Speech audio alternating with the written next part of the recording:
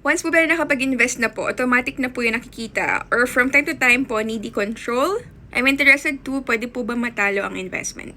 Well, to tell you honestly, ilang beses na rin ako nasunugan sa Forex, which is pretty normal. So, if you cannot handle the stress or yung, alam mo yun, yung sadness whenever you feel na nagkakaroon ka ng loss, then this is not for you. Pero eventually, you get used to it kasi the first time na nasunugan ako, ang sakit-sakit din talaga sa puso. Kasi parang, unang natalo sa akin was 25,000. Pero eventually, get used to it kasi if you will come to think of it, kapag kukwentahin mo siya, mas malaki pa rin yung winning mo. So, like, in a month, nakakapag profit ako ng 50,000, 30,000, ganyan. So, meron pang time na nag 180,000 eh. So,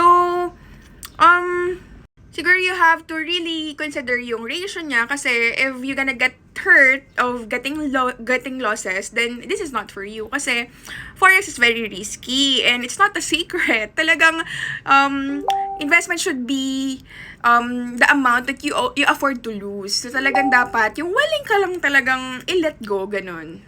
So before kasi ang ginagawa namin is nag-i-install kami isa-isa sa mga accounts ng mga trader. So nilagyan namin ng robot, ganyan. Pero we made it very easier right now kasi we do copy trading na. So, whatever the trades na ginagawa ng bot is, pwede mo na siyang i-copy. Meaning, kasi before, kinuha pa namin yung mga passwords, yung mga ano nyo, and then we'll log in sa account nyo, and then, tsaka kami mag-i-install ng bot doon, and then yung bot magkatrabaho sa account nyo. However, kasi nagkaroon ng mga issues na parang, nagkakaroon ng mga unusual trades, baka pinapakalaman ng mga admins, ganyan-ganyan. So, right now, wala namang ganong issues, kasi kayo na yung mag-i-install mismo, or mag-copy ng mga ginagawa ng robot. So, yun na yung ginagawa namin right now. So, yung mga brokers, mga mga forex platform, they made it easy for everyone para, like, pwede nyo na kopyahin yung mga trades namin, mga trades ng mga magagaling na mga traders, ganyan, na without you, having the hassle pa or mag-spend pa na mag-aral ng mga forex, mga candlesticks na yan, or mga strategies na yan, kasi pwede nyo na i-copy yung mga trades namin. So, yung trades ko, which is being traded by the bot, pwede nyo i-copy yon. Kailangan mo lang mag-register sa link na to. Ayan. Lagi nang sabi, bakit may link? Bakit may... Siyempre, affiliate tayo. That's how we earn eh. Affiliate. Actually, pwede rin kayong kumita through affiliate. Diyan ako pinakamalaking kumita.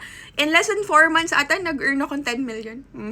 Hindi yun joke. Promise yun. 10 million in 4 months. So, walang limit when it comes to Forex. At ang usapan sa Forex is million talaga. Like, magugulat ka na lang, before yung 1 million is parang ang laki-laki, parang gusto ko manalo sa loto ng 1 million, o kaya yung mga nakikita mo mga panalo sa TV na 1 million na prize. When it comes to Forex, liliit na lang yan sa'yo. Parang, 1 million lang. Kasi when it comes to Forex, syempre, nag-trade dyan all over the world is trillions talaga. So, yung million is just a kurot dun sa Forex business. So, basta mag-register lang kayo dito sa link na to. Ayan.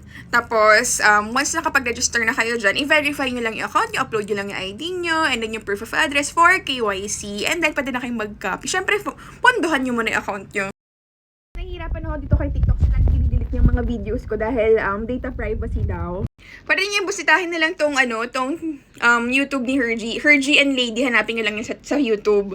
Tapos, ito yung how to start copy trading FX Lady. So, makikita nyo dyan kung paano mag-start ng trading. To give you an idea sa profitability, so, it's been trading for a month and this is our algo na kinakopy. Ayan, since May pa yan, maganda, profitable siya. Though, hindi siya ganun kalaki, pero at least, diba, consistent na merong profit. So, right now, since March pa lang, hindi pa natin makikita dyan kung profitable siya kasi nag-start pa lang yung month. Pero, yun naman yung backtrack record. Profit talaga siya. So, let's just wait talaga na, maging patient lang tayo. So, that's it. I love my earrings. Hula hoop.